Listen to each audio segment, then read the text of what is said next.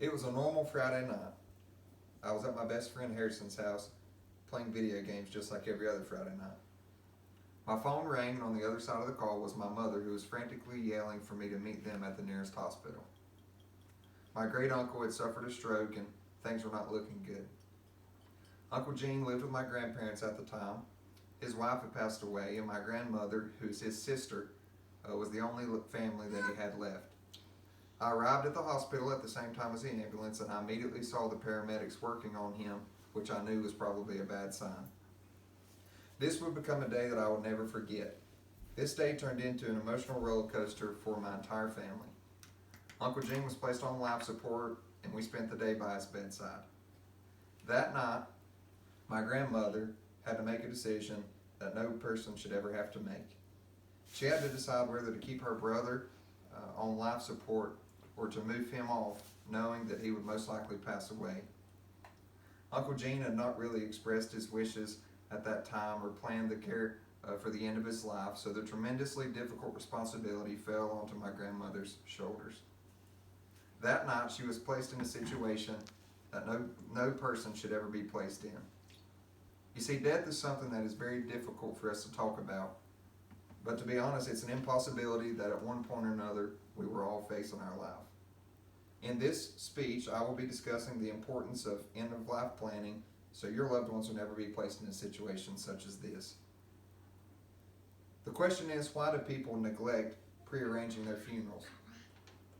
Well, for the fifth consecutive year, the National Funeral Directors Association Annual Consumer Awareness and Preferences Study indicates that people acknowledge the importance of planning their own funeral, but fail to actually do so.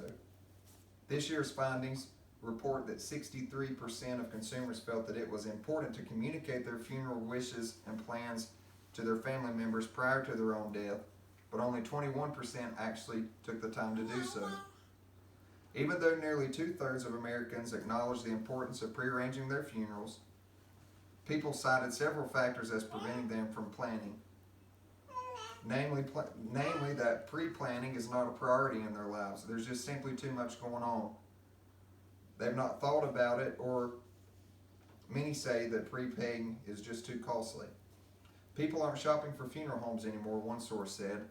No one is calling around studying the market to find a firm that best meets the needs of their families.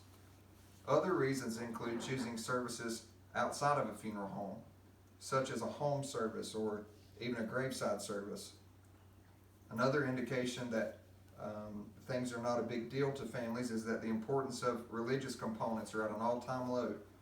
People are just preferring to wait until they pass away so they don't have to deal with it. From creating a living will and testament to choosing your power of attorney, having the correct documents in place is an important step to take.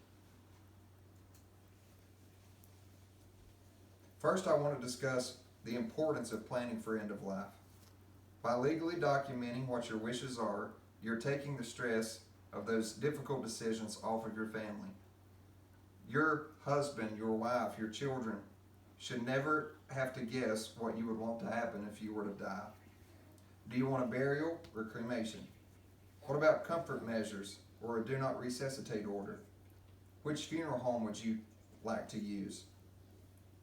How will your estate be dispersed? These are questions that you can answer by taking the time to discuss end-of-life planning with those that you love and setting up the correct documents in place. Another benefit of end-of-life planning is finances. As we all know, funerals are extremely expensive. There's costs for everything. As a full-time employee at a funeral home, I meet with families every single week who have not prepared financially for their passing of their loved one, and they have no resources or money to make that happen. This is a tragedy that can be at least somewhat avoided by pre-planning and prepaying your funeral. At our particular firm, you can set up an inflation-proof funeral service plan and make monthly payments on it for up to 10 years. At our firm, prices are locked in forever, no matter how much they may increase in the future. If someone pre-plans their funeral and lives for a year, then our plan pays off every dime that they've invested in. If you live for 2 years, then our plan pays off 70% of the total expense of the service. And if you live more than 2 years, then it pays it off entirely. You're not losing any money whatsoever, and this will certainly take at least some of the financial pressure off of your loved ones so they can know exactly what your wishes are and carry them out. Did you know that you can go ahead and even pick out your casket or urn, your music, and the location of your services? Although these are very difficult topics to discuss, no one wants to talk about dying. I feel that they will benefit your family in the long run. Lastly, let's talk about the actual process itself. How do you go about planning for the end of your life? Well, there are many ways to do this, but I want to take a moment to discuss just one way that I believe that will benefit your family the most. To prearrange your funeral, simply contact the pre-need specialist at the funeral home of your choosing. This associate can meet you at the funeral home or even come to your house. They will begin by simply asking you a series of questions, and you can choose your plan. Do you want to be buried or cremated? Do you have a cemetery plot? Would you like a wooden casket or a metal casket? Will the service be at a funeral home or at a church? Would you like to do single pay or set up a monthly premium? These are some of the questions that you'll be asked during this initial session. This person can also assist you with setting the correct paperwork in place for your durable and healthcare power of attorney and getting all the documents in place so your wishes can fully be carried out. In conclusion, I know that failing to plan for the future is something that has taken a negative toll on my family on multiple occasions, and it's an unfortunate problem that families face on a daily basis in our world.